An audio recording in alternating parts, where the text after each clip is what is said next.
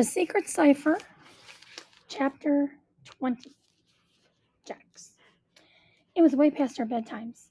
Tyler kept himself awake by guzzling lattes and pounding donuts. His gaming marathons had trained him to stay awake throughout the night, so I wasn't worried that he'd fall asleep at the wheel. But I was crazy worried that Ricardo would find us again. Ethan checked to make sure the GPS thingy was turned off on his phone. I watched out the back window. It didn't look like anyone was following, but how could I be sure? The camels had stuck a tracking device under Great Aunt Juniper's skin. Ricardo could have stuck one on Tyler's car. How would we know until it was too late? The prison camp was located 57 miles from the nearest town. We'd run out of cash, and we couldn't use the credit card because if we did, our parents would probably find out that we lied about spending the night in Boston. So rather than getting a room at the last hotel we passed, we drove to a rest stop and parked. Then we slept in the car. Pyra drifted off right away, her head on Tyler's shoulder. Ethan hogged the back seat by stretching out his legs. It didn't really matter. I was too nervous to sleep. I was going to meet my dad. When morning came, we tried to clean up in the bathroom. Ethan had a fit because there was no soap in the men's room, so I had to squirt extra on my hand and bring it to him. I wished I could take a shower so I'd look nicer. I pulled my hair into a ponytail and put on a clean t-shirt and a pair of shorts for my backpack. Pyra didn't seem to need anything. Her dress looked great, and her hair had stayed perfectly smooth even after car sleeping. Tyler had also changed his shirt and borrowed some toiletries from Ethan. It was obvious he was trying to look good for our guest. "Did you rub that stuff all over your body?" I asked, cringing from the deodorant cloud that clung to him. "I think he smells nice," Pyra said, sniffing Tyler's shirt. "Sandalwood?" "Hypoallergenic sandalwood," Ethan corrected as he put the deodorant in his backpack. We were out in the country, surrounded by trees. As Tyler drove the last few miles to the prison, we ate some gas station snacks. I rolled down the window.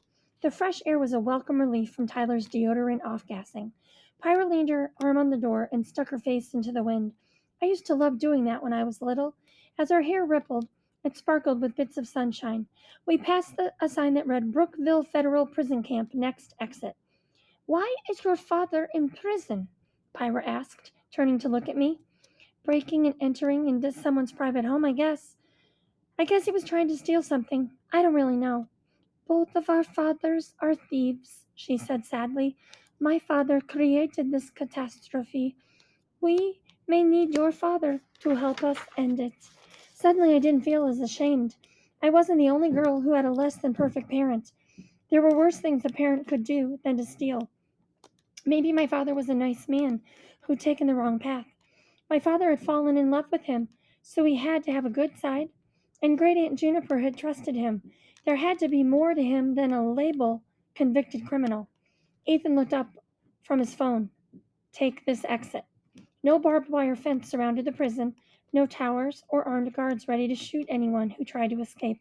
It looked like a boring old office building. Two other cars were parked in the visitors' lot. A woman sat in her driver's seat putting on makeup. Another woman and a child were just getting out of their car. "Anyone want the last donut?" Tyler asked, holding up the box. My stomach clenched. If I never saw another donut again, it would be too soon. Pyra, however, had said they were better than ambrosia. She grabbed the last one and ate it in 2 bites. Tyler watched, his eyes wide with respect. Here was a girl who could probably keep up with him in an eating contest.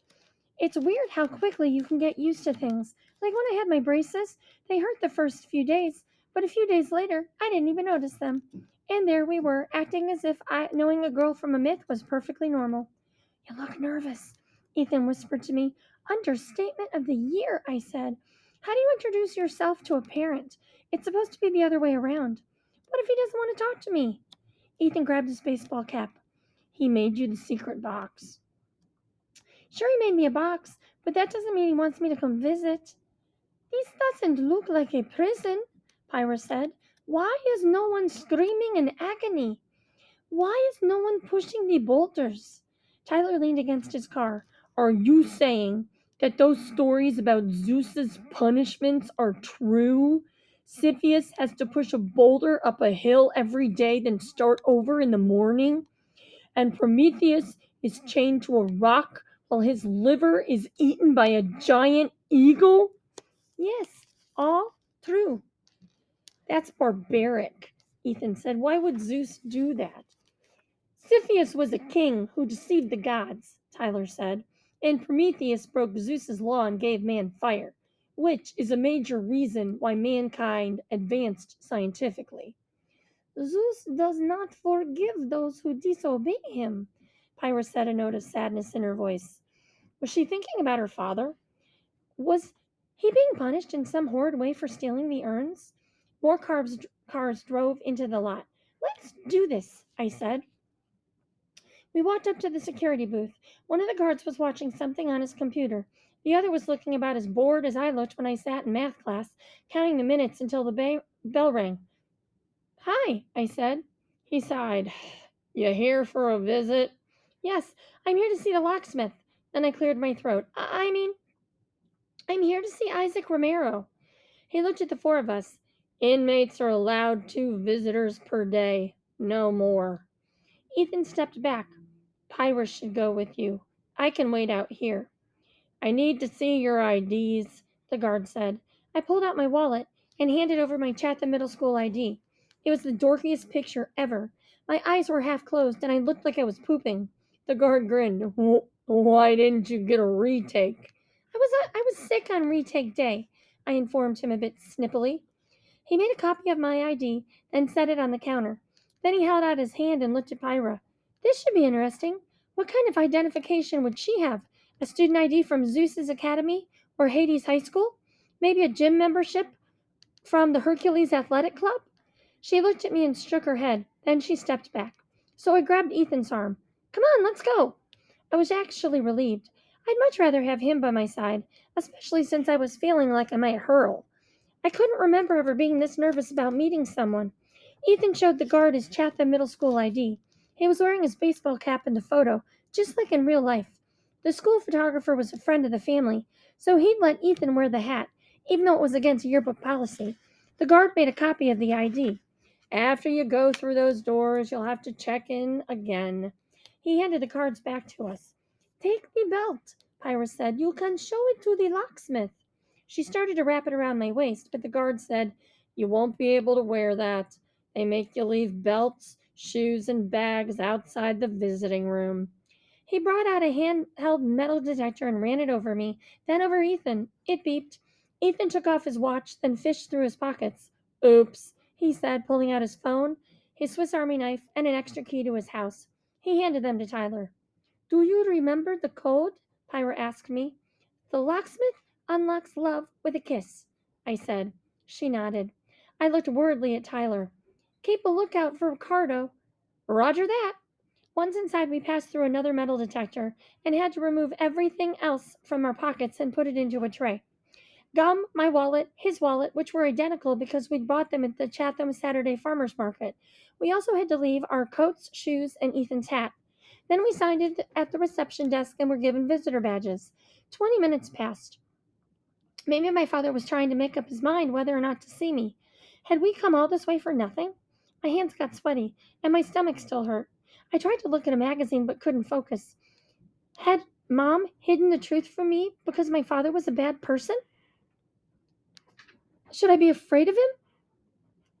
Would Mom ground me for the rest of my life if she found out I'd been here? A guard appeared in the lobby. Jax Malone and Ethan Hotch, he called. As we followed the guard down the hall, I felt like I was walking into an operating room, about to be cut open and examined. Would he like me? Did that matter? We were here to figure out if he knew anything about the urns. If he didn't like me, my life wouldn't change. He hadn't been a part of it anyway. I told myself I didn't care. He was just a man, and he needed to help me solve a riddle. Nothing more. I don't think we should say anything about Pyrrha, I told Ethan. It's too complicated and it sounds crazy. I agree. We were ushered into what looked like a huge living room. Couches, love seats, and small tables were set up in a jumbled way. There was no glass partitions. A man in jeans and a white shirt was sitting in a corner talking to the woman who'd been putting on makeup. Another man was also dressed in jeans and a white shirt and was talking to the second woman and her child. 2 guards sat on chairs in opposite corners, watching our every move. Isaac Romero's over there, our escort told us. He pointed, then left. Even though I'd read about minimum security prison camps, I still expected a man dressed in prison stripes with chains around his wrists and ankles, because that's the way it always looked in movies. So when he rose from his chair, I didn't realize I was looking at my father. Hello, Jax. Chapter 21. Ethan. Fact: the most famous prison in this country is Alcatraz in San Francisco. Set on an island and surrounded by freezing water, it used to be a maximum security facility where the toughest and most violent criminals were sent. While some managed to escape, most were caught, drowned, or never found. Today, there's no evidence that any of those prisoners survived.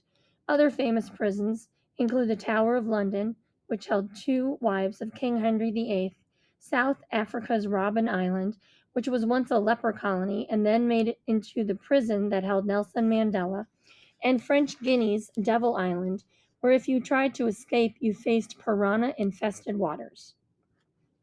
I wanted to ask Jax's father if anyone had escaped from this prison, which looked more like a hotel, but we never got that particular topic. I'm Isaac Romero. He held out his hand. Jax wiped her palm on her jeans, then shook.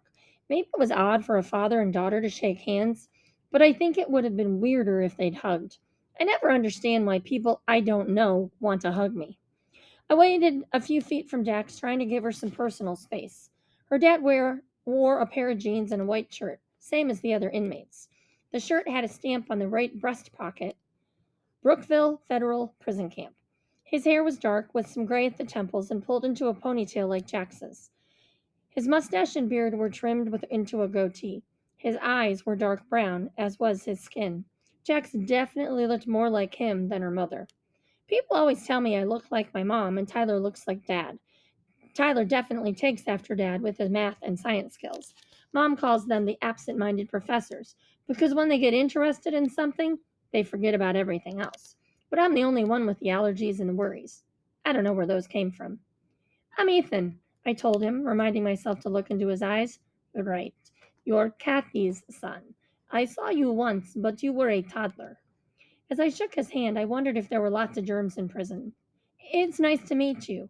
What should I call him? Uncle Isaac didn't seem right. Mr. Romero sounded formal. Called me Isaac, he said. There was a strong accent. Definitely Mexican. I'd never been to Mexico, but I'd met plenty of people who'd been born there. Our gardener, Roberto, was super nice, and he always brought his Cocker Spaniel to play in our pool. And the woman who managed Tyler's favorite coffee bar, Taza de Cafe, always made Tyler a cafe con leche. Jax shuffled. She didn't say anything, which was weird because she rarely got nervous. She'd go right up to anyone and ask a question. She'd grab the front seat at the movies and not worry if people were looking at her, but she wasn't even smiling. She looked like she'd eaten something that made her sick. Maybe we should stop buying donuts and get some fruit. How about we sit down? Isaac said. Without a word, Jack sank into the nearest chair. I sat next to her. Isaac took the chair across the table. He placed his hands on the tabletop. His fingers were trim and neat. Hard labor wasn't a part of this prison camp life. Then he wrung his hands, a sign of nervousness. Did something happen? Is your mother okay? Jack still didn't say anything. Aunt Lindsay's fine, I said. He exhaled. That made sense. All those years without seeing us, and then we show up unannounced. He sat back in his chair and unclenched his hands. Does she know you're here? No. Who brought you? My brother drove us. Tyler. He nodded. Yes, I remember Tyler. He was a smart kid. Then he met Jax's gaze, and his face seemed to relax. You have her eyes. Lindsay has the most beautiful eyes. I've never forgotten them. That felt awkward. Silence filled the space between us. Jax fiddled with the hem of her shirt. Uh, so how you doing? Is the food good? He didn't take his eyes off Jax. You didn't come here to talk about the food, did you? There's only 15 minutes for visiting. If you come to ask me some questions, you'd better get started. Jax looked around. More visitors had entered the room. The conversation level was getting louder. If one of the guards wanted to eavesdrop on us, he'd have to scoot closer. Jax straightened her shoulders, summoning her courage. I didn't know anything about you until this summer. Mom never told me your name. She pretended you didn't exist. Then Great Aunt Juniper told me about you. How is she? She had a stroke, Jax told me. His brow furrowed. I'm sorry to hear that. She's a good friend to me. Is she going to recover? She's okay, except that she's confused about things. She was in the Museum of Fine Arts when she had the stroke. Now she can't remember stuff. He sat up. The museum? In Boston? Yes. Jax looked around again. She lowered her voice. Do you know why she was there? I might. He rubbed his neck but didn't say anything else. Was he waiting to see what he knew? He checked the clock on the wall. We were running out of time. You still haven't told me why you are here. We're here because Great Aunt Juniper asked us to help her find three very important things, Jack said. She was being careful not to give too much away. The urns were still a secret, and we had no idea if we could trust this man. Things? One of his eyebrows arched. Yes, old things. We found one, Jax told him, but now we're looking for a second. I hated not having my hat, especially because one of the guards kept staring at me in a real intimidating way, as if he expected me to jump up and initiate a prison break. She gave us a clue, I told Mr. Romero, but it's a riddle, and we're hoping you can help us solve it. He sat very still, his gaze moving between Jax and me, as if measuring our story. What is the riddle? He asked. Jax described the belt. Then she said, The locksmith unlocks love with a kiss. Isaac Romero tapped his fingers on the table. He knew something. His eyes had flashed. Please, Jax said, this is very important. Juniper is sick and you are the only person who can help. She needs us. You said in your email that you wanted to talk to her, but you didn't know where she was. He cocked his head. My email? Yeah, Jax said. Your email to me the day before yesterday. He rubbed the back of his neck again, a confused expression on his face. I sat very straight. Mr. Romero, you didn't send Jax an email? He shook his head. I looked at Jax. I could tell by the way her eyes were narrowing that she was coming to the same conclusion as me. Ricardo, she whispered. Then she smacked her hand on the table. He tricked me. That's how he found us. He sent me fake emails asking how I was doing and telling me he wanted to talk to Juniper. I told him that I was leaving to see her, so he followed us. I can't believe I fell for that trick. Her cheeks turned red. But I thought he was. She hung her head. I feel so stupid. You're not stupid, Jax. Isaac Romero reached out his hand as if to pat hers, but hesitated. Ricardo is a very clever man. You know him? I asked. He is the reason I am in prison. What? Jax and I both said. He double-crossed me. He double-crossed Juniper, too. He wanted the urn of hope and the urn of love for himself. You know about the urns? Jax asked. Then you can help. We found hope. Now we need to find love. Mr. Romero shook his head. This is much too dangerous. You must go home and forget about this. Jax fidgeted. But we're already involved. Juniper chose us to help. You are children. You do not know what you face.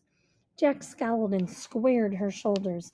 We know exactly what we face. We've been followed and chased and threatened with guns. We've watched an urn suck hope from Tyler's soul. We're not giving up, not now. We'll find the urn of love with or without you. She sounded like her old self, no longer nervous and shy with this stranger. Besides, you haven't been around, so you can't tell me what to do. She folded her arms and glared at him. Isaac Romero tapped his fingers on the table, his eyes narrow as he stared at his daughter. Then he stopped tapping and smiled. I see you are my daughter after all. I will tell you what I know. We leaned in close. Luckily, a woman and her husband were arguing about money, so the guards were distracted. Isaac Romero cleared his throat. Juniper was in the Museum of Fine Arts because that is where she hid the urn of love. She must have written the code on the belt so she would never forget it. But what does the code do? Oh, what does the code do? I asked. I was hired to create the security system for the museum. Whenever I design a system, I include a back door, a secret way to disarm it. I gave this code to your aunt so she could retrieve the object when needed. So it's true, Jack said. She was trying to break in. Not really. The object is hers. The museum is simply a hiding place. So even though she would disarm the security system, there would be no theft, technically. He lowered his voice. The computer system is located on the first floor in a hidden room. The closest public room is the woman's first floor bathroom. To disable the system, Juniper would enter the woman's bathroom, stand in one of the toilet stalls, and hold a smartphone close to the wall. This would give her the best chance to pick up the system's Wi Fi signal.